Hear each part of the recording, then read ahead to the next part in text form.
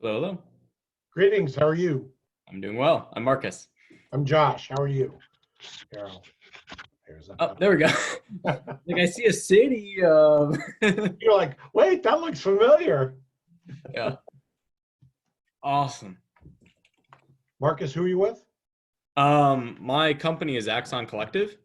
Right Yeah. on, right Who are you on. with? What do you do? I'm with the Tennessee Small Business Development Center. Oh, gotcha. So we're the counseling arm of the SBA, Nice. and I'm in Chattanooga. Oh, love that place.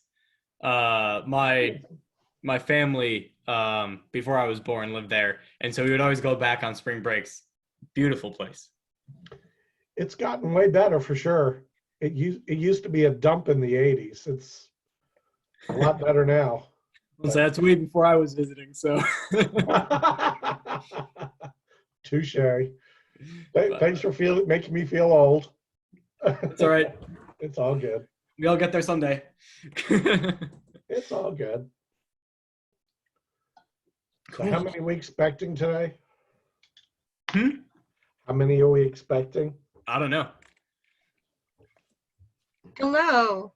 Bear with us Yeah. while we're getting everyone else to join. I'm going to put pause on the start recording, but we won't officially start kicking off the call. So I was mentioning to Marcus, Josh, and CJ about America's New Business Plan. It came out of the policy department in entrepreneurship for the Kauffman Foundation. So the Kauffman Foundation, for those of you who may not be familiar, has several different divisions. I, along with Kelly and Eric, who are sort of consultants and friends of the foundation, revolve around the entrepreneurial ecosystem building division of the Kauffman Foundation. The entrepreneurship department also has a policy department, a research department, market gaps, and new entrepreneurial learning. So if you're familiar with 1 Million Cups, that falls under new entrepreneurial learning. Kelly also helps facilitate and bring together 1 Million Cups and their big convening on behalf of the foundation and such. So, so there's lots of moving parts. America's New Business Plan is the policy portion of this, and they're getting ready to launch. So look for that if you're signed up on the newsletter about a COVID response, on how you can engage your policymakers, local, state, and federal, on their response. So if you go on it, I don't know if Eric, if you have the website up somewhere. This is talking about collaborative culture, trying to get your policymakers to collaborate with you. That's always an interesting challenge. So it is defined with local, state, and federal policymaker initiatives. It's a 14-point plan on how to get them to support entrepreneurship and small business, which we could use a lot of now. So to kick off our call, our collaborative culture call, because we have several people that are fairly new to the ESHIP Goals monthly meetup community, I'm going to invite you to tell us who you are, where you are, because that's interesting these days, and our popcorn question for today is, what is one thing you're trying to incorporate to get better at while you're working from home? So, so I will start, and to model what's needed to create what's possible. My name is Cecilia Wessinger. I am the ESHIP Community Activator in support of the ecosystem building practitioners. So I'll put my first name on the chat. And I live in Tulsa, Oklahoma. My work is across all of where you all are. So, and one of the things that I'm trying to incorporate is particularly because I'm focused on cultural competency, that I have gotten into this really bad habit of saying guys when I'm trying not to say something gender specific. So I have a mini Post-it note, and it says folks, and I have it on my other monitor so that I try to remember to say all of you folks instead of all of you guys. You know, the South has a term that actually fits this. It's called y'all. And if everyone just were to accept that, then I think we'd all be in a better place. Texas. This Texas says the man who moved from Austin up north. So Marcus, I will call on you. Tell us who you are, where you are, and what habit what good habit are you trying to take on?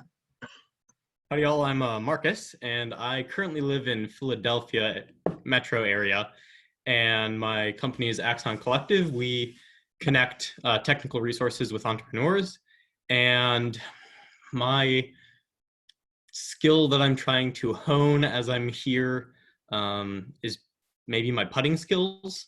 Been doing a little bit of that, so been working on that. And I'm gonna call on Josh, because I just met him. Oh, thanks. Good afternoon, y'all.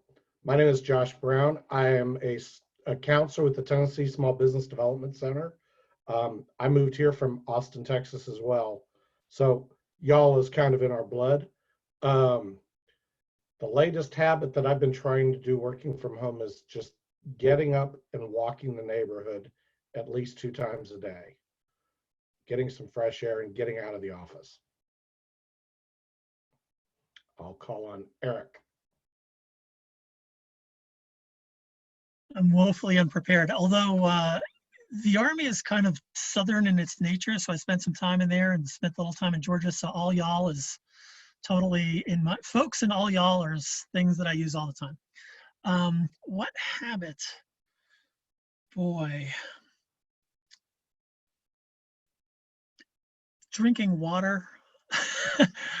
By being home all the time, I've been drinking too much coffee, like back to back to back. So interspersing that with water, good job there, CJ, is something that I've found really helpful. I'm going to hand off to Chelsea. Hi, everyone. My name is Chelsea. I am the community organizer, curator, if you will, at a co-working space in Phoenix, Arizona called Cahoots.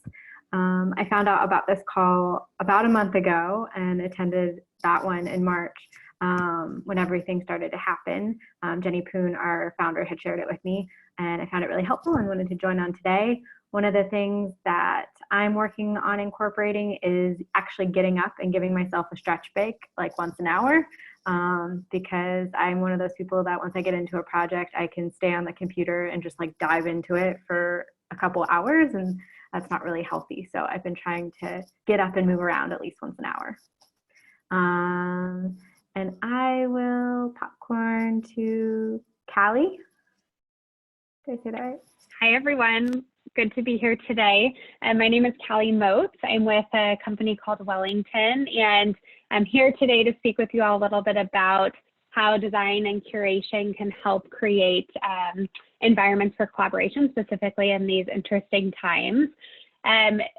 In terms of where I am, I'm in Omaha, Nebraska, where 2 days ago we had a snowstorm, and today it's 70 and sunny. So that's the roller coaster we go through here in Nebraska. And then, what am I trying to incorporate or get better at, better habits? I'm trying to be more disciplined about my screen time, which is, of course, even more difficult in our times today, but I'm finding it more important. So when I'm done with my Zoom calls for the day, I'm trying to find alternate things to occupy my time than screen time. So I think we have a couple people on the phone. CJ, oh, we already talked to CJ. Or CJ, have we talked to you yet? I don't think so. Sorry about that. Hi, CJ Cornell here. I too am from Phoenix. Hi, Chelsea, and have been very involved with the ecosystem for over 10 years. I'm a former Kaufman professor of entrepreneurship from Arizona State University. And I'm on these calls just to be more involved with ecosystems and etc. Anyway, let me see what else. So for the past couple of years, however, I've been pretty much writing full time. I'm on my third book that's about to be released. So I've had to go through that process of extreme procrastination to being very disciplined about my time. It's taken several years to do that. So the one thing that I need to get better at, I know it sounds astounding when I say it, is to learn how to sleep. And sleep at the right time and to wake up at the right time. It is a real struggle. But that is my goal these days, is to be a better sleeper of all things. I don't think anybody's ever heard that as a goal, but that's my goal these days.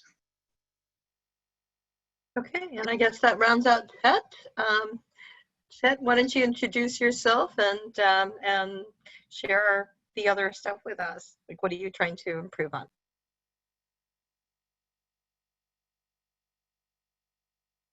We're going to have you unmute. Hang on. Let me see if I can do it. Got it. Okay. Sorry about that.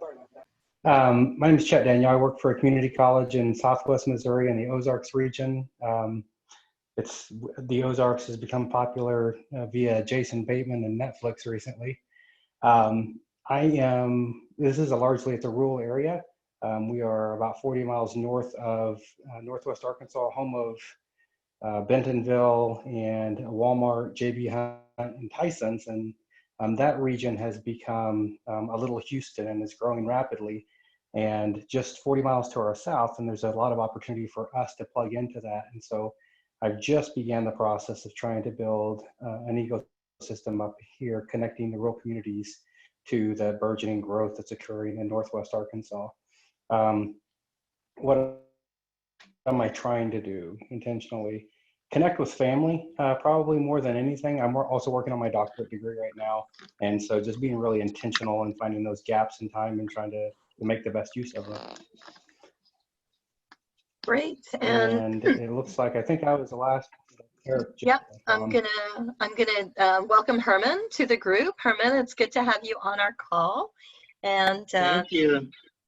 And so I'm going to let you introduce where you are and tell us what good habit you're incorporating into your life.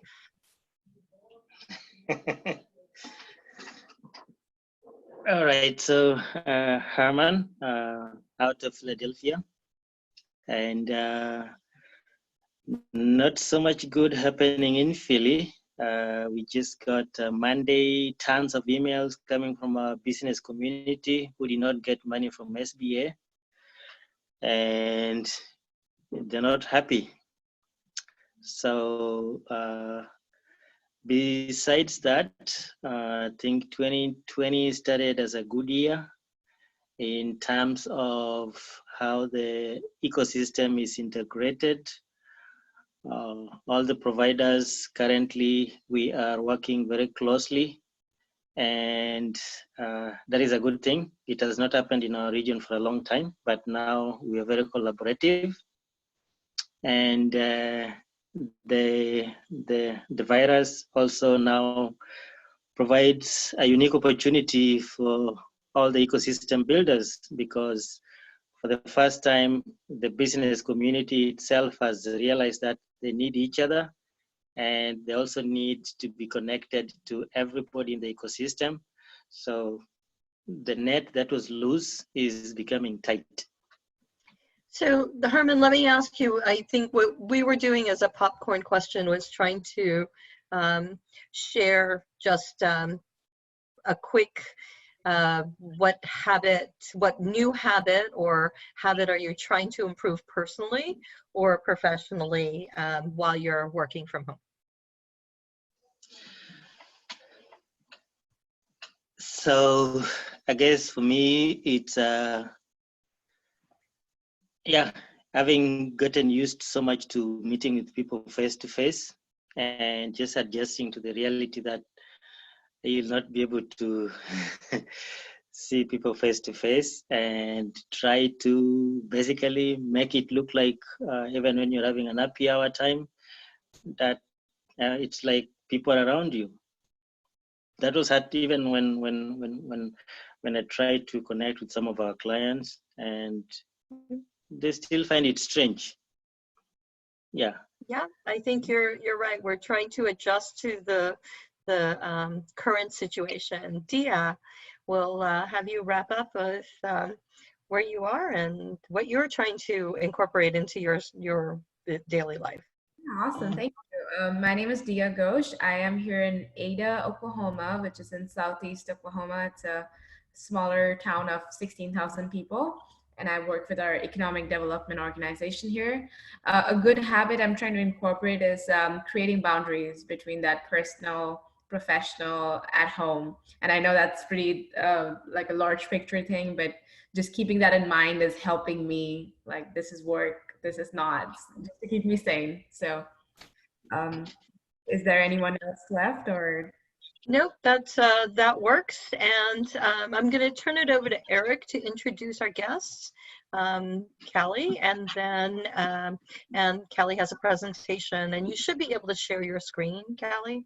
So if you run into a challenge, let me know. Eric, take it away. Yeah, it's great. So, so let's see. Welcome to. We've got like Cecilia was mentioning, we've got a handful of new folks, and a couple of folks who participated in a few of these calls earlier. But in collaborative culture, one of the projects that we've been looking at for a little while was the idea of a regional ESHIP summit.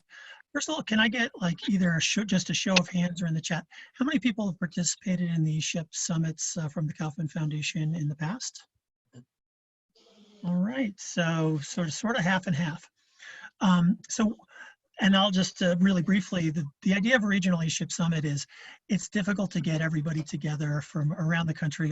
Getting all of the ecosystem builders or all the people who really respect that and want to learn about how to do that better and to connect with resources, getting every one of those people together for a 2.5, 3 day experience in Kansas City is impossible. We'll just acknowledge that.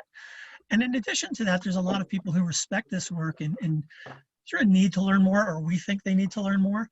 We have to provide some kind of an on-ramp for them to do that. So the idea that we would create or foster regional ESHIP summits, regional opportunities to bring people together to have that experience, to learn what ecosystem building is, to connect with those kinds of resources, that was one of the projects that rose up early on as something we wanted to do.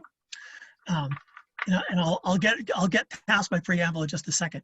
So one of the things that we saw in that is a lot of the conversation around that is, well, you know, this piece of ESHIP Summit is important. This piece is also important.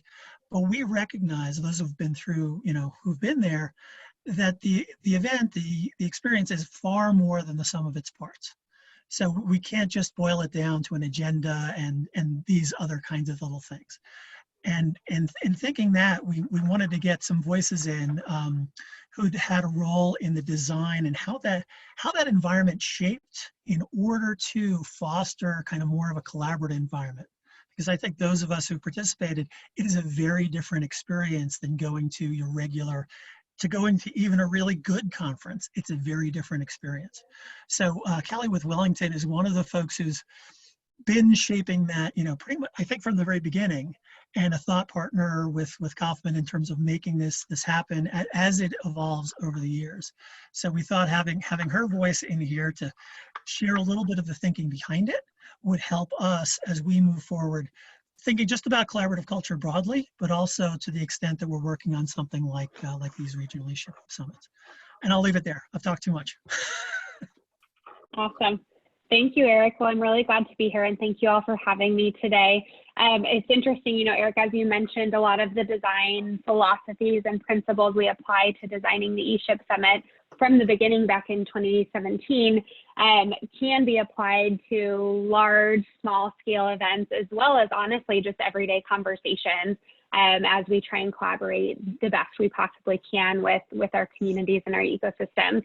So I did, before I introduce myself, I placed a question in the chat. I want to make sure that what I'm sharing with you all is valuable today, especially given the urgency around a lot of the responses that we are being asked to be a part of in our communities. So I do want to ask, and I'll give a chance for people to share, you know, what are some ways you are seeing that creating ideal environments for collaboration is especially critical right now. So I'll leave you with that question to consider for the next couple minutes as I introduce myself and our general philosophy. And then before I go into sharing some learnings, we'll ask for some responses around that. So with that, as Eric mentioned, my name is Callie Moats. I'm with Wellington, and Wellington is a company based out of Kansas City who partnered with the Kauffman Foundation starting in 2017 to build and form what has become the ESHIP Summit, through which we have created and developed both the field of ecosystem building as well as the goals, including this one, goal number 2, collaborative culture. Our company was founded 25 years ago, a women-owned business based out of Kansas City. We're still a small business, started in event production and experience design, and since has transitioned to become, we still have our event production and experience design wing, but we've also built a division around community building. And the reason why is because, we've realized very quickly, as I'm sure many of you could relate to, that convening is leadership. So bringing people together is how we create leadership opportunities that drive true collaboration. And when thinking about how we apply that to, every asset of our business, when we're convening, we realized it's so much more than events and experiences.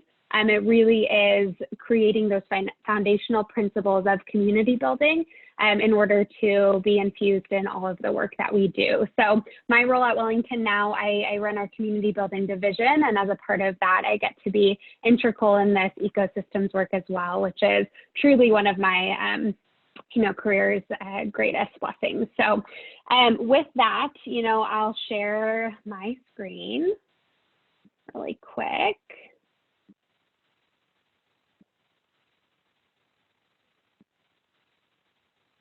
Are y'all seeing that okay? Awesome.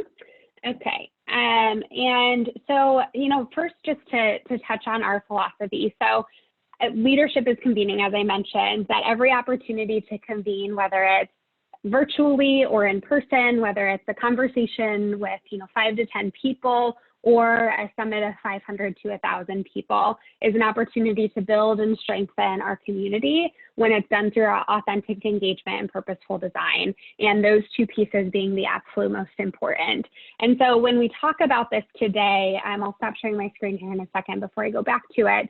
I want us to think about, how do we pivot some of these ideas for the current state we live in? So is it, virtual? How do we do this virtually? What are some questions you might all have around some best practices we've seen in virtual convening, and what are you all seeing as most relevant in this space?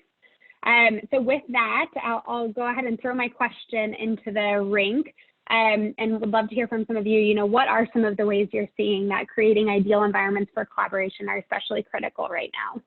And open up to whoever would like to share.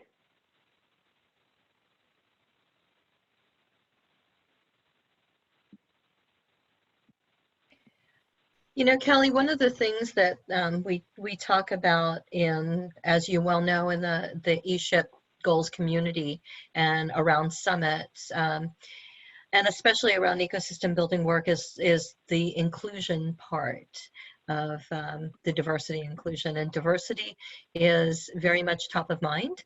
And I know, Chelsea, that definitely resonates with you, because that's a conversation Jenny and I have had a lot about, but truly how to be inclusive and open up that space and to be mindful of other perspectives and points of view. So so that's why goal number 1 is goal number 1, and that's the inclusive field, right?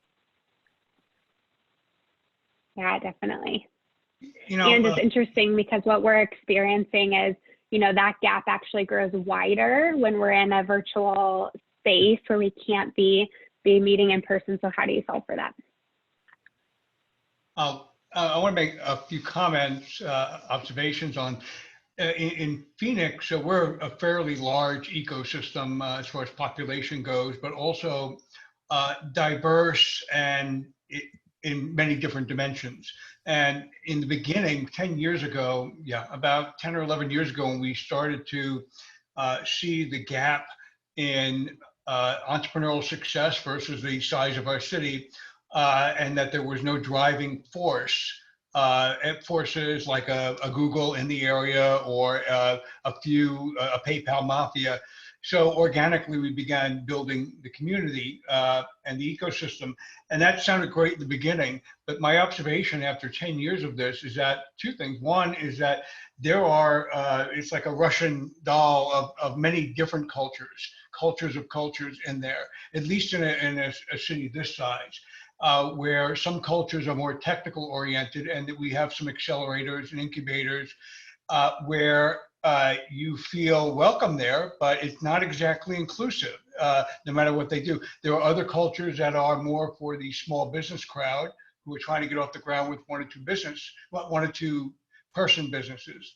And then there are other cultures that are very young. And then there's a culture of, over 40 and over 50 executives. I think my observation, at least here, is that we're at that stage of trying to resolve that somehow, juggle it somehow, because there are multiple cultures and it's hard to serve them all without excluding somebody when you're trying to include one group. So I just wanted to add that because it's a major observation I have, at least in our area. Well, and on top of that, I just wonder the struggle of different incentives and different reasons for those people gathering, right? And so, I have plenty of connections that are like, specifically, we're trying to gather together, minorities, the Black community or whatever, and support them specifically, which is awesome. And I think that needs to be empowered because they understand and are able to connect in a way that other subsections can't. There's still now that's a silo. Or there are certain communities that their incentive is they want to have like an exclusive place where it's kind of pre-filtered for the types of connections they want to have. And so how do you include those types of individuals into a greater community while still servicing that desire? Maybe sometimes that desire might be a bad desire, but there's valid reasons for that too. So I think that's a very hard part of this, and maybe there is a better solution digitally when we're just, one click away. I was just going to add one thing, which is I think, particularly these days, sort of a space to be vulnerable and share kind of what's really on your mind as a person. Sometimes our business world or our workday world is somehow divorced from what's going on in family and community. And I think that's something that, Cecilia and, some of the other work I'm involved with right now, we really lead with the person, because if we don't allow the person to be themselves, moving on to work just somehow seems wrong right now. So, and that vulnerability is not, always built into the way we provide these environments. I'll speak from a perspective in working in education as well. When we talk about being inclusive, I left the corporate sector 15 years ago, started teaching fourth grade after working in corporate management, and watched my classroom go from largely Caucasian students to a school of about 550 students, where I taught. About a third of the student population was minority, either Pacific Islander or Hispanic. And from a perspective of inclusion, part of it is making sure that there are events that occur in communities that signal that from the community, from the established community to new members of the community, I see you and you're welcome here and you're a part of this community. And so inviting them to host cultural events that celebrate them, and then also trying to actively get them to become part of established groups in the community. So parts of the Chamber of Commerce. And to the one comment, is it appropriate to have a Hispanic Chamber of Commerce, or is that creating another silo? Sometimes that may be an important just first step of making people feel like they're accepted in the community. And so they belong to the chamber as a whole, but there's also a Hispanic chamber for those who are newer to the community that need to feel that they have a place that feels safe to them initially, but then trying to get members of those minority communities on part of those broader boards, like your school boards, like city council, like boards of trustees. So when decisions are made in the community, those voices are represented and heard. And then going back to your comment, I'm sorry, I don't know your name, the individual that just spoke, but we had some individuals from the University of Arkansas come up and speak at a servant leadership conference we hosted, and there was a social innovation initiative that they do at the University of Arkansas, and it began with they have these various workshops, but the students that came and spoke, what was most impactful to them, the workshop that they set in on, that they used when they designed their social innovation project, was design thinking. It was that human-centered design, and beginning with the person that they were seeking to serve and what are their problems, and not saying like, I'm aware of your solutions or the problems that you have, and I'm going to design solutions around the problems that I perceive that you have, but rather just engaging with them, understanding what their challenges are, and then coming up and using a design thinking, human-centered approach around whatever solutions you come up with. Yeah, Chet, I think that's really great, and something that, we challenge ourselves in as well. And anytime we're talking about collaboration is, how do you ask those questions and make those things present and creating a welcoming environment, no matter who you're trying to serve or what audience you're working with? I loved what you said, I see you, you're welcome here. And that's something that when we're designing even space, physical space, that it's really important to consider, how do we make sure people feel that no matter where they're coming from, and create an environment that allows that to be felt. Well, and how much harder is that when you don't have a physical space, and when it is totally exactly different? Is it the crafting of the copy that you have there, to as simple as, what type of, whether it's stock photos or whatever else you put in there, that is something hard to craft. For sure. Yep. And a challenge that we're all facing right now is we are being forced to take our physical gatherings into a virtual space. Awesome. Well, that's really helpful. Any other last thoughts? Yep.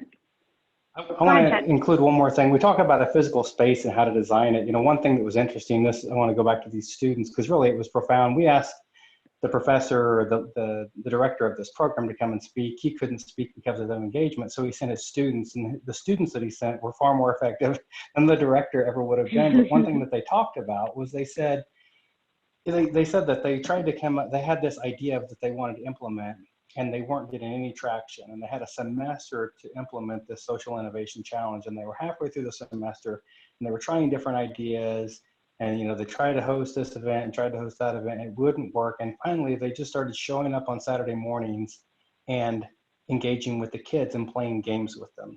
And when they started playing games with their family, and they were able to design a solution. And so sometimes, and then getting the relationships and the trust, and then that's when you come to the solution. And so, they wouldn't have had any idea, they would have never came up with a design idea. It began with the relationship. Great. Kelly, do you want to go back to your presentation? Yeah, definitely. And thank you all for sharing those thoughts. I think that just helps me as well, focus on what is going to be the most helpful as you all consider how these concepts can be applied. Is anybody familiar with, are you seeing my screen again, just the presentation? Awesome. Is anybody familiar with Peter Block's work? I know Cecilia and Eric are. Does anybody else have read or here or there a little bit? So I won't take credit for these great learnings, but we've really, Peter Block from Cincinnati, Ohio, he's written a book called Community, the Structure of Belonging, which really talks about a philosophy around how we convene and create community in a lot of different situations. And we've really taken that framework and been able to apply it to how we've designed the ESHIP Summit, but also how we really are designing all of our engagements, whether it's, like I said, those small group conversations or large events or virtual gatherings, Marcus, to your point, when those get a little bit more touchy. And so what I want to talk about just briefly today is 6 conversations. So invitation, possibility, ownership, dissent, commitment, and gift. And how by thinking through each of those conversations when we're designing any sort of space, whether virtually or a physical space, can help us guide towards creating an ideal environment for collaboration. And then just a few core things. And then would love if we had, a few minutes at the end to talk briefly about some of the things that we're talking about for this year's ESHIP Summit and get some thoughts or input around those as well. Does that sound okay? Awesome. Please drop any questions in the chat as we go, and I'll try and monitor that as well. So when we talk about 6 conversations as we design for collaboration in any sort of environment, the first is invitation, right? So the conversation on invitation, talking about being clear about what we're asking, who we are inviting, and with that who we are inviting. I also, I think it was TJ earlier that mentioned how do we prioritize diversity and inclusion, making sure we're very intentionally inviting the right people to the table, the people who, we need to hear their voice in each of these conversations. Emphasizing the choice to show up is incredibly important. So making sure if we want true collaboration that people understand it is their choice. I love the line, we want you to come, but if you do, something will be required of you. So making the ask clear so people can either opt in or opt out of being a part of the conversation. One thing that we've realized very quickly, and I'm sure you've all seen this in action, is incentivizing does not typically result in engagement in the way we would hope it would. So being considerate of that when we're asking people to come to a space and be together, we want them to make that choice freely and on their own accord to get their maximum attention and engagement. Making a clear request, and then making it as personal as possible, that invitation. So when we think about the conversation of invitation, how we're asking people to show up to our events, to our Zoom meetings, to our in-person gatherings or virtual gatherings, approaching it that way, we invite people to come as our equals versus as somebody who we just want to participate in the conversation, which allows for maximum discovery of possibility. So that first conversation being consideration around how do we invite people to be a part of this, and how is that important and reflected in what we're doing. The second conversation, and let me know if I lose audio because I'm hearing my earbuds tell me they're going to die, which means I've been on them too long today. So if that happens, someone give me a wave and I'll switch my audio method. Any question on that invitation conversation? Okay, so we transition to possibility, and this is one of the things that I think is actually the toughest and we find in our world very tough to do. Most of the time when we're asking people to gather, say it is around something regarding COVID-19 relief, say it's a regional ESHIP summit or ESHIP summit in general, there's so much that needs to be accomplished that it's really easy to get right to objectives and goals. What are our goals? What are our objectives? And those are very tactical problem-solving words that are super valuable to use. But what we've challenged in our design of all events that we do is how do we leave room and space for possibility? So what that means is how do we first step back and ask ourselves, what is possible if we had no restrictions? And what does that world look like? What is that vision of what we would accomplish? By leaving that space for possibility, it doesn't limit our thinking. And yes, eventually we have to get to what are the goals and objectives that are going to accomplish that, but it allows us to create a vision of what's possible first, which we find in community work specifically is incredibly important because you don't know what you X out or what you ignore by not doing that first. Then we talk about ownership, which is really important. This was something when we were designing for the ESHIP Summit and that we still talk about today is continuously important, which is how do we make sure that the ESHIP Summit, that this conversation we're having, that the meeting that I'm going into, in the next hour has a shared sense of ownership from the beginning for the work. So that, we don't leave the conversation and it falls back on one entity or one organization as we're building strong community. And so what does that look like? What does a true collaboration look like? It should be a partnership.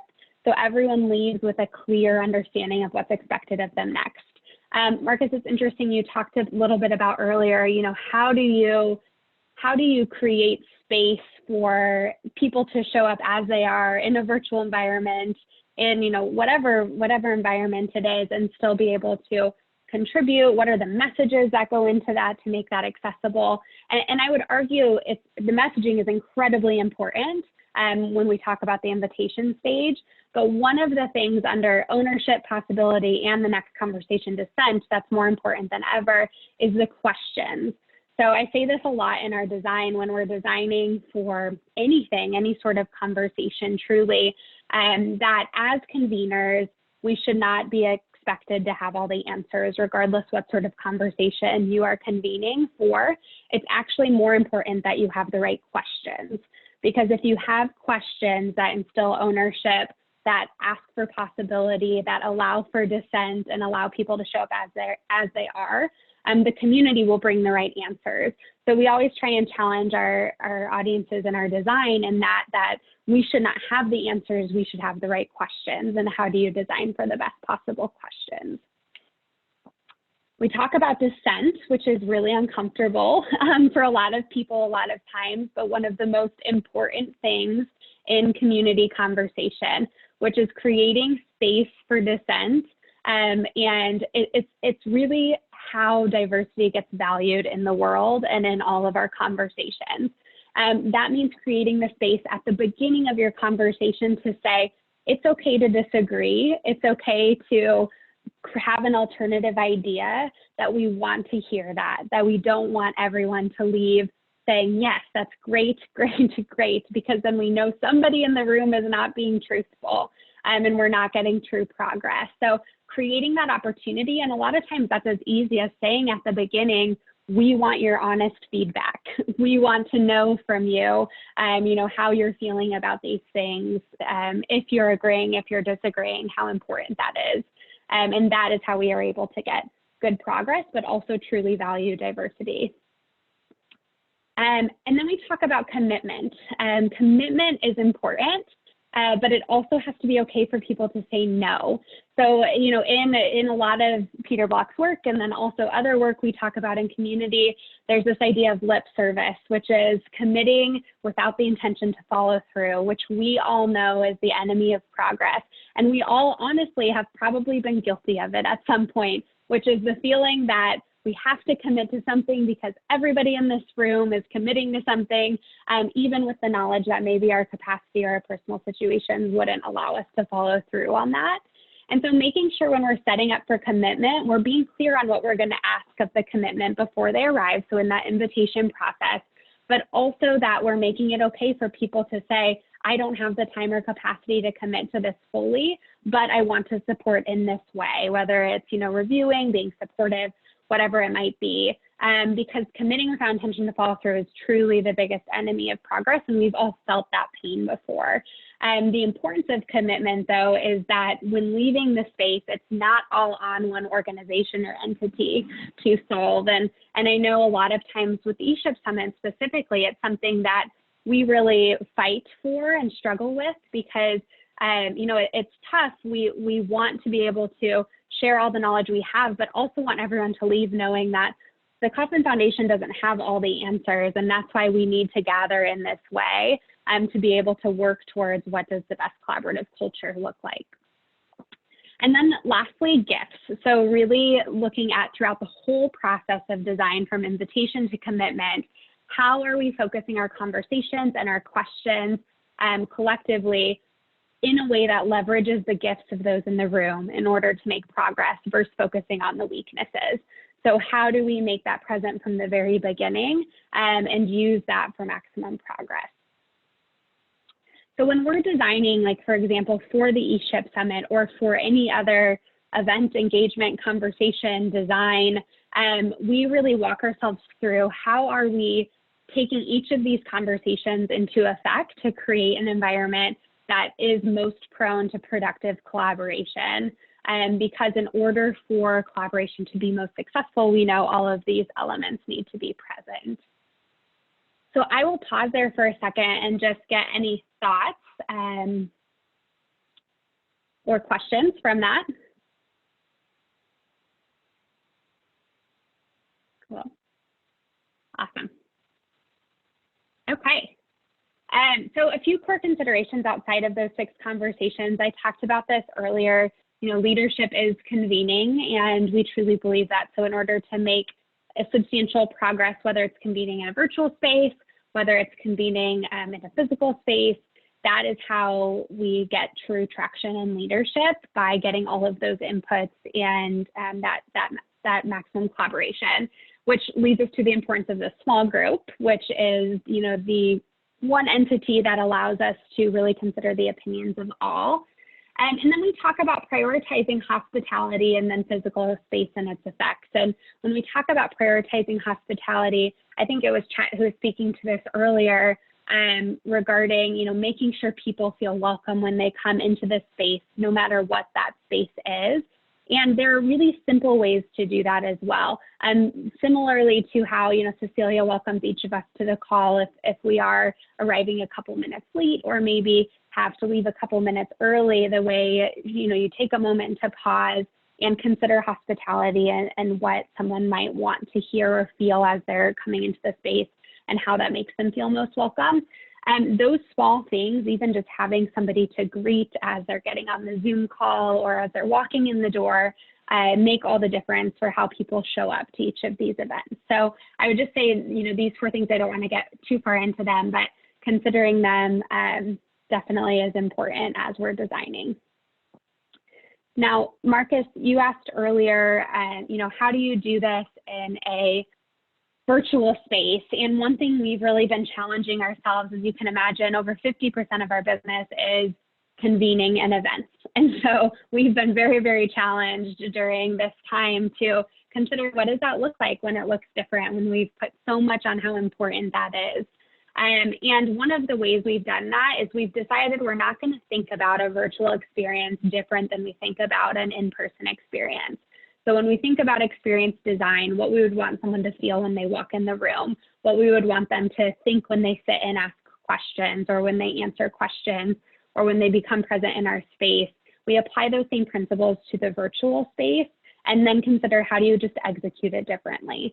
So that would maybe be a challenge. We have more learnings on that I'd be happy to share in terms of actual practical actions you can take to do that.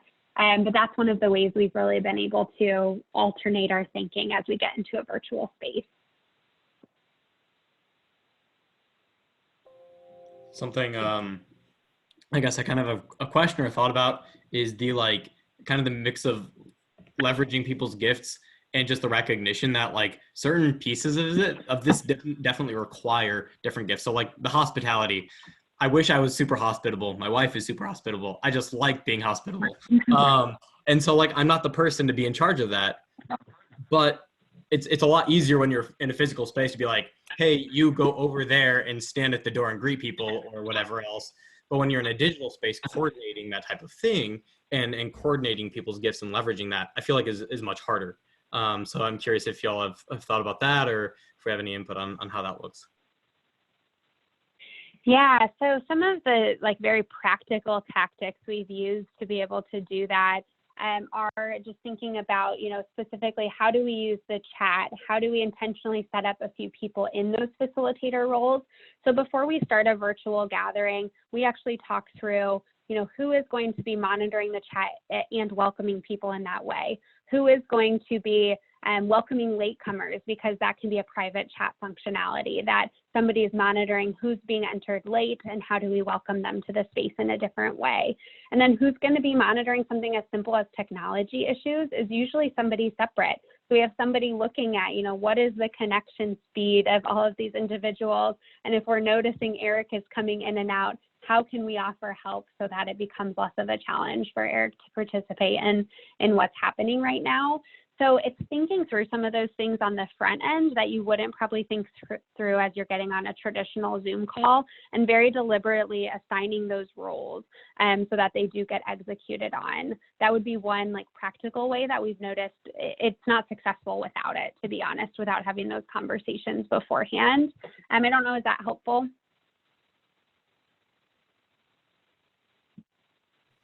Absolutely. I think this is all great. Thank you.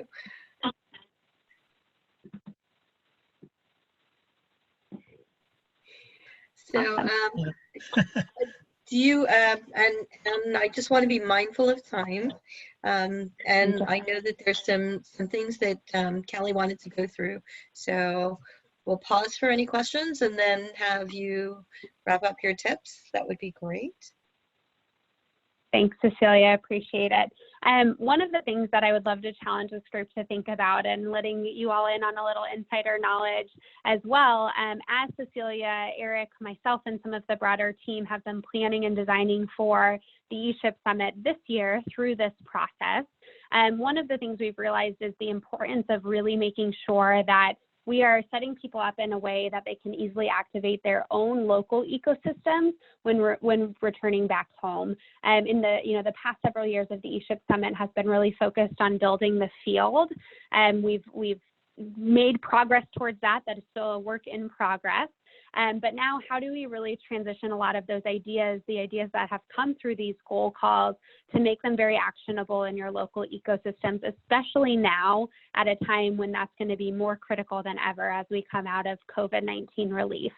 One of the ways we're hoping to be able to do that this year is by asking people to attend the ESHIP Summit in whatever format we launch it, in a delegation. So as a group of people from your community that represents a diverse group or a diverse mindset, whether it's an economic developer, an entrepreneur, an ecosystem builder, and a government official that comes together to experience the ESHIP Summit as one, and going to be asking, can people form those delegations ahead of time and start talking about what is it that the community needs most, so that we can come, have this immersive experience, have these very important conversations, ask ourselves the right questions, and then go back and employ it into our own communities.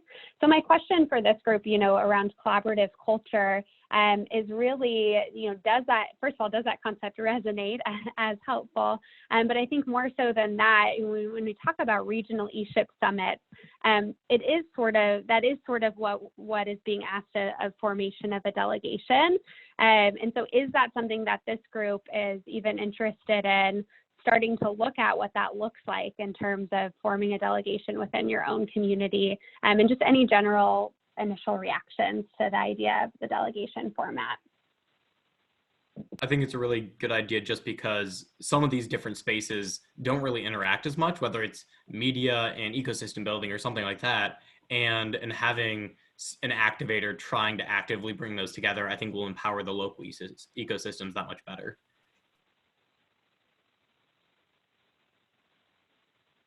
I think, go ahead, Chet. Go ahead. I was just going to say, I also think it's important depending on the area that you're in. So if you're in a more metropolitan area like Phoenix or somewhere like that, where this is part of the conversation and people understand these are things that are occurring in other places, that it's not occurring in isolation. But where I live, if I show up in a place and talk about things like this, there's some looks around the room sometimes like, are other people doing this? So I think it validates that this is something that's occurring in other communities and is part of a broader effort. I like that, and I appreciate that, Chet. I think that the conversation that I had earlier was also on the fact that for a lot of communities, those larger communities, it's much harder to make that connection because there's just so many, right? So trying to engage with people that are the policymakers or the perceived gatekeepers or the people that hold all of those linkages are much harder to get to. It's easier in a third-tier city to be able to contact your mayor or somebody in the mayor's office than it is in a first or second-tier city. So I know, Dia, you work within the economic development field. So I know that being in a rural community, the interesting things that you find. Sorry, there's a loud lawnmower outside, but I hope you guys can hear me. So I think the conversation has really changed so much over the last few weeks when just the topic of conferences or events, because I feel like there's people who are more thinking right now in survival mode, and then there's people who are using this as an opportunity for strategic thinking and long-term. So it's really weird to be careful how we message this, because we don't want people to panic and be like, I don't want to hear about a conference right now. But messaging that where this is not just a conference, it's a movement, and it's a long-term strategic thinking. So that's kind of where we are at the moment. But the delegation model, to add that diversity and inclusivity, as well as part of that ownership that you were talking about. I really like what you were saying about that. So thank you. Great. Awesome. Yeah, thank you so much. Being conscious of the time, and I apologize we didn't leave more time for that piece of it at the end here. But would love any additional thoughts you all have by sending them through to Cecilia or Eric as you have a chance to reflect on it. Thank you, Eric, for asking in the chat, how might you all help inform or shape the way delegations are formed? What I'd love for you all to think about, or what I challenge, is something we're going to be looking for is people to start forming their delegations now and being sort of examples or champions in, for us to be able to share for others who might not understand the delegation model as well, of what that looks like, and considering, what sort of pre-work or pre-questions might we be able to position to the community at large that would help the delegations show up more prepared to engage together in this way and get straight to work. So those would be the two things. I know we won't be able to address them now, but maybe we could come back to. One being, would you be willing as a member of this goal call to sort of champion a delegation in your own community as we're starting down this process? And two, what are the sort of questions and things that we should be posing ahead of time before we even gather together in order to best prepare the delegations for this work? Those would be the two things. Yes, and Marcus, absolutely, you can continue the conversation in Slack. So thanks for promoting that channel. There is, and I'm sorry that Herman had to hop off. Herman was actually one of the best examples of creating a delegation model. There's an article that will be coming out soon that will be shared, so you'll see it. I'll share it on Slack or on the Facebook page, but Herman last year actually modeled what was needed by engaging people in the Philadelphia community to come to ESHIP as a delegation. So those of you who have been on calls with me in the past have heard me say that while we recognize that entrepreneurship is a community sport, that ecosystem building is actually a team sport. It does take all the people to do it all together well. So, so I'm happy to share that delegation model with you as we go forward. Two great things to keep in mind. A great resource besides the community book is by Peter Block is The Art of Gathering by Priya Parker. And I think that's a great way to think about how to get people together, not only just the act of getting people together, but as Callie mentioned, so much of the ESHIP design and planning work is all about the stuff that comes before. So creating and formulating those questions, we spend a lot of time. This is my second summit that I've helped work on design with, and we spend so much time you would not believe on the actual conversations before we actually get to the designing of the actual summit itself, that to set that precedent. And I'm going to throw in the chat, there's talk about collaborative culture. There's an upcoming startup weekend this weekend. Wednesday is the last day to sign up. So Techstars is hosting a virtual startup weekend, and you can be on the East Coast team, the West Coast team, depending on which time zone you're most comfortable in operating on. So we'll put that in there, and I'll also throw that into the agenda notes. Kelly, do you have in the last couple of minutes some things to send us off with? Yeah, no, just thank you all for, you know, your thoughts and your input. Really appreciate it and the opportunity to just share about this work, which I know we hold so important. Would definitely encourage if you all have any other thoughts or questions or follow-up, feel free. I'll drop my chat or my email in the chat as well. Happy to converse and share more about our work in this space. Great. Thank you all for your time. I know we're coming up on the hour, and some people, you know, some of us have gotten really bad at scheduling back to back to back. So as you get ready to schedule calls for the rest of the month, another good practice is maybe working on the half hour or 15 minutes after, so that you give yourself a little bit of break. Like CJ, you know, I think you need to feel free to eat and take care of yourself while you're doing this work. So thank you very much. Thank you, Callie, for all of your input and all those wonderful tips. Right? Have a great day. Thanks, everybody. Thanks, everyone. Really Thank appreciate you you. joining. Thanks. Bye. Have a good one.